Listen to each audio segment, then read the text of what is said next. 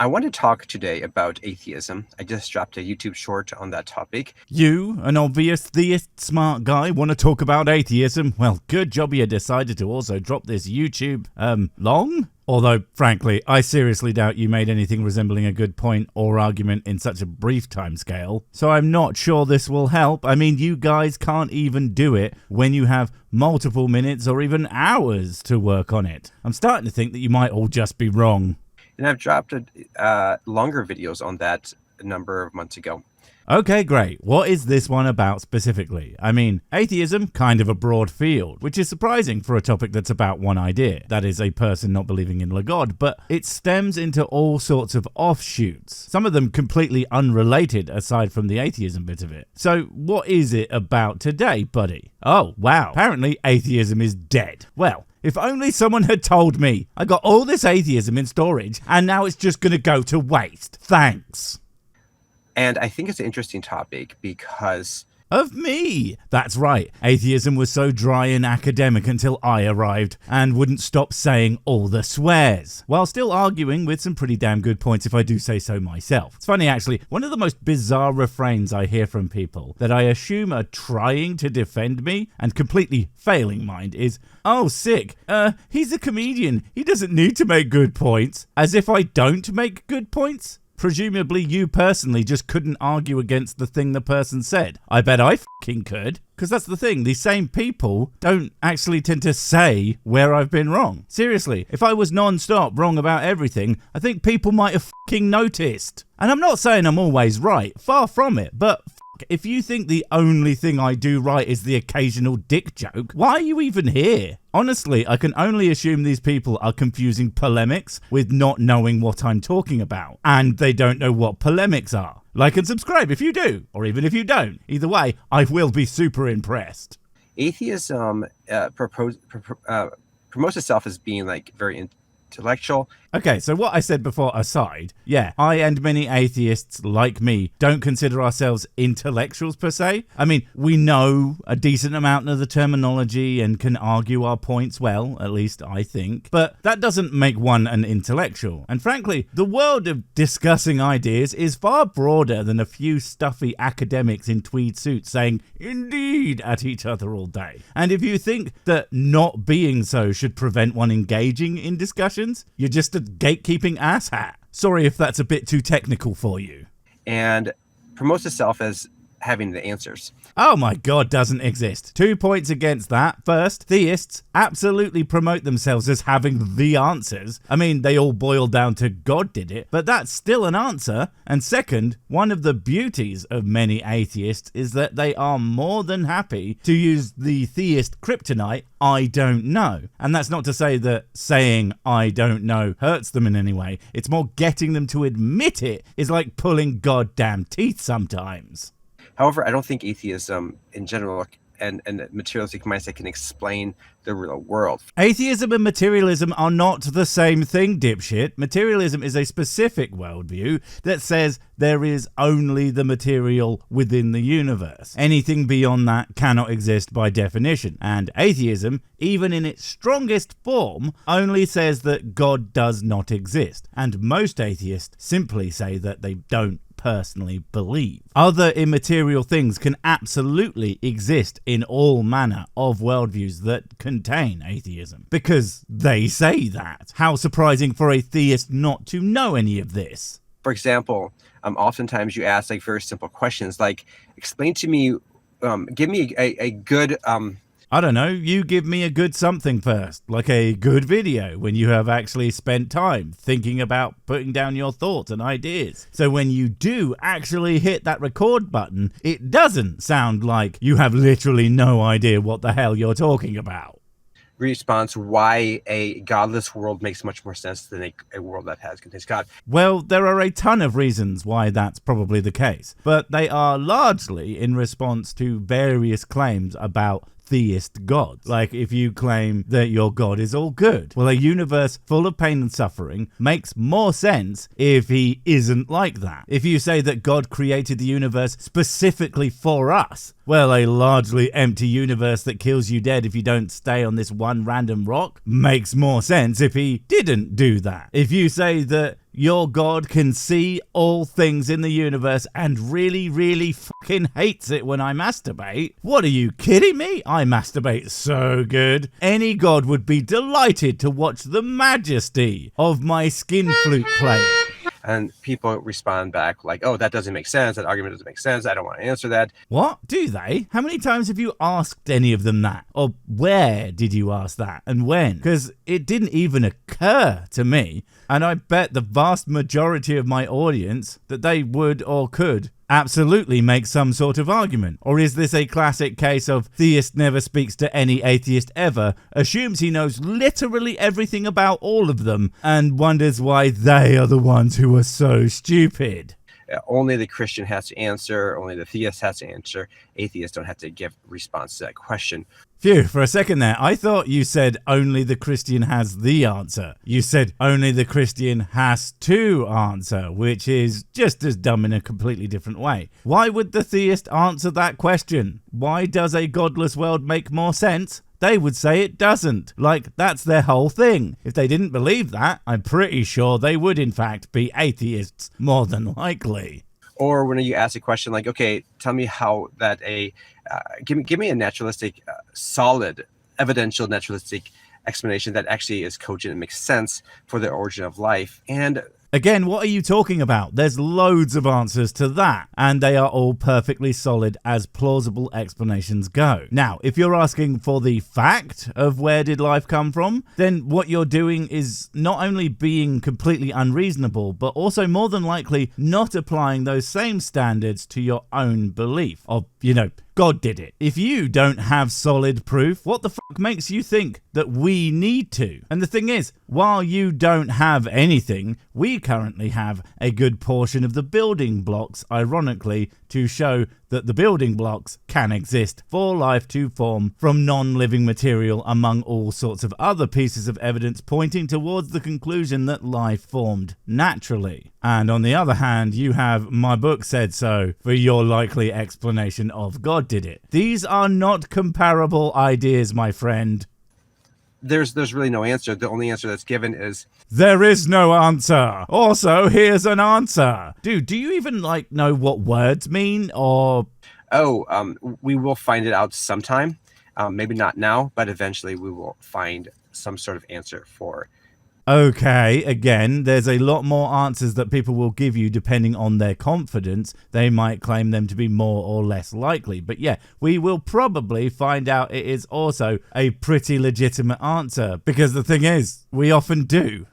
The origin of life. So I don't think that really works. So I don't really think that holds up under tough scrutiny. Well, you see, the thing is, you're trying to compare saying there's probably a natural explanation with God definitely did it. So it's God of the gaps versus essentially a science of the gaps, seeing as science is more or less the study of nature. But these things are kind of opposite in how they function. Whereas putting God in our knowledge gaps has near universally resulted in, it wasn't him, damn it. Putting a naturalistic guess in there, or even just saying there just probably is a naturalistic explanation, has always and without fail, up to this point, been shown to be true, that there was in fact some kind of natural explanation. If you gave those odds to a gambling man, he would be crazy to bet on anything else. So that's another one.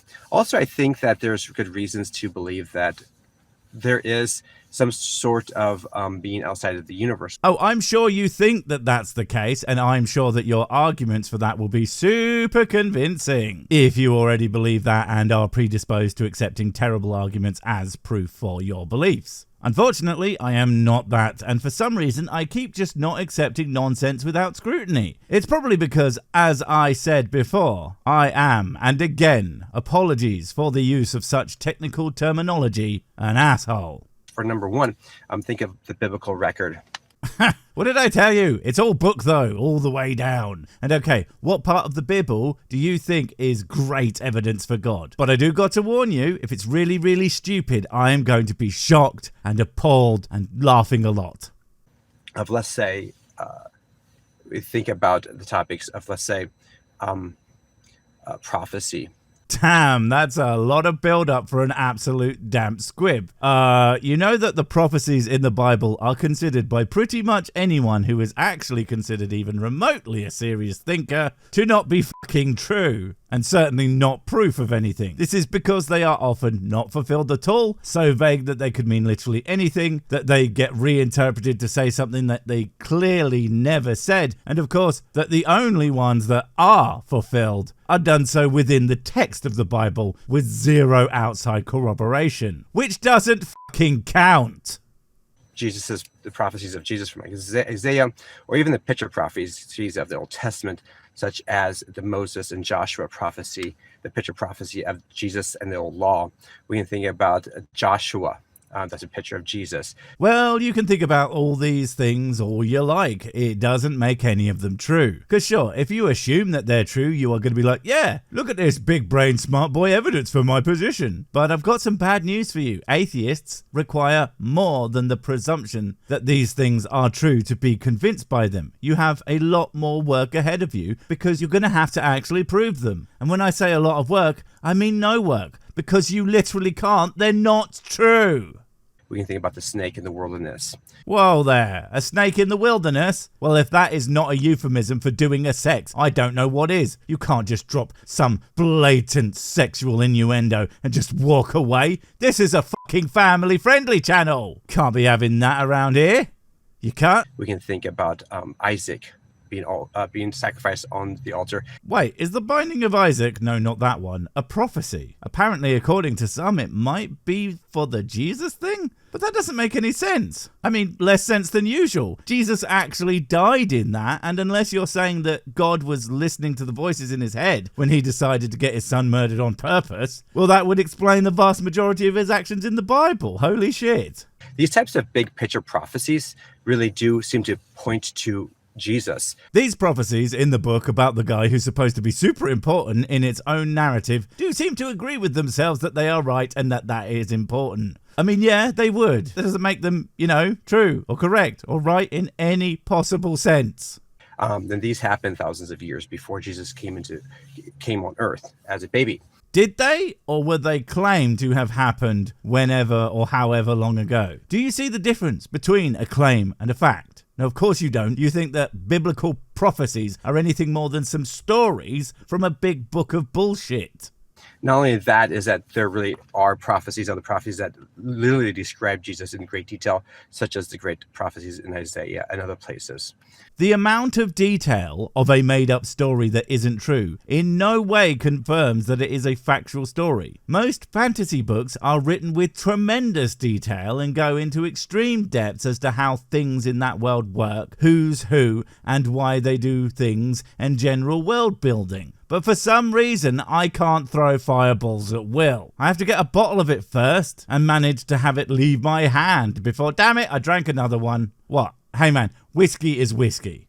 So that's another line. But Christianity can explain not only the origin of life really well, but also explains these prophecies. What? What are you talking about? No, seriously, you cannot just say, it explains the origin of life. Well, anyway, moving on. You cannot just say that and not explain how, unless, of course, you know it doesn't and you don't want people to know that the Bible says God did it for no reason using magic. Whereas we might say that we can prove the basic building blocks of life, like amino acid, can form without the need for any kind of intervention, and we know how life became more complicated after it formed. We are clearly missing a step, but here's a bunch of plausible mechanisms for that step. Even if we are still, of course, working on it, we will get back to you with more and more and more and more until more than likely we will have what actually happened. And yet you think your explanation is not only fucking anything, but somehow far superior. Wow. Just wow. Another line of reasoning, too, I think is really important. Another bold of you to assume that the last one was anything approaching a line or, reason. I think that I would call it a pile of hot garbage laying in the sun, slowly turning into a disgusting, foul-smelling goop that seeps into the groundwater and kills off all the local wildlife. Is near-death experiences. Yeah, that thing that has time and again failed to provide any, what did you call it, solid evidence that it actually is anything other than the brain shutting down and trying to make sense of that fact, like so much corrupted graphics on retro consoles when you mash the cartridge slot. Oh, I think I can see Jesus. No, wait, that's the end boss's thigh. Never mind. Now, it's not just near-death experiences that seem to give good reasons for God's existence. Funny thing is, even if for some fucking reason you genuinely believe they are credible evidence for anything, you do know that not all near-death experiences are the same, right? People have reported all sorts of shit in those things, including aliens and or machines, weird abstract landscapes, and of course many concepts of some kind of cosmic self or what have you. Thank you, hippies. None of those align with the idea of your specific God, or potentially any kind of God. And hell, even if everyone on Earth who, when they had a near-death experience, saw the exact same thing, that still wouldn't mean that it was anything other than some weird human-specific death hallucination that meant nothing, and would actually likely be proof that we based our conception of some kind of heaven on this thing our brains happen to do, rather than the other way round. Much like people finding underground lava flows probably thought they'd found hell. Or at least not so much God's existence, but at least the belief of that there is something more than the physical. I think the fact that people see and describe something almost universally in physical terms is proof positive that whatever is happening is in fact happening inside the brains of those people. If it wasn't, I don't think that they would be able to even comprehend it in their meek physical little shells. But near-death experiences, like for example, one of some of the great examples of these include like someone passes away on the table in a hospital and they get revived and they've been out for like, let's say, three hours or 30 minutes or something like that. Well, considering the content of this video so far, I can only assume that's happened to you, since the chances of severe brain damage in an individual who is revived after such a significant amount of time, even though it is possible, but it's near 100% that something's gonna break. And we generally expect people to survive no more than about 5 to 10 minutes after they have been declared clinically dead, and even then some brain damage is fairly likely. And they come back and they're like, hey, there is a shoe on top of the roof. And someone goes up on top of the roof and they find a shoe up there. So how did that person actually know there's a shoe on top of the roof? Because there's always shit on top of roofs. And maybe they put them there, or saw it there, or witnessed some kids throwing it up there, or it was a fucking guess, or a million other explanations that are far more likely than Magical Sky Man really likes it when you tell him how cool he is. So I think that's another item that seems to really point to the evidence that there is something beyond the universe. Even if that wasn't incredibly flimsy and stupid, it still wouldn't come close to proving your specific God. But that's mostly because he's about as real as atheism is dead. Bye!